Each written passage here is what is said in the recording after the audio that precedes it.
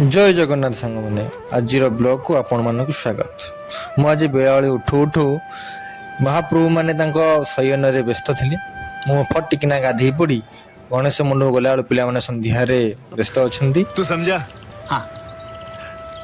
नहीं तू समझ कौन है ये लोग? तापर किछि समय पर देखिला बेले पिला माने आहुरी संध्या काम व्यस्त रही गले।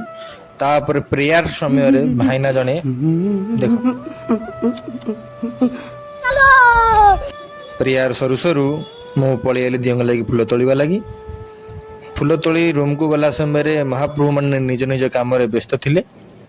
देखो तापर आमे फटफट रेडी हेकना कॉलेज पे बाहरी गलु। किछि समय पर देखिला पर भाईना माने भी आसिकिना पा टिपटप ही बाहरी पड़चंदी। ई हो जन बबुआ गाड़ी स्टार्ट कर। तापर आम बालीसार फेमस दहीबरा नारायण भाणा दहीबरा पाखे आम पहुँच गलु।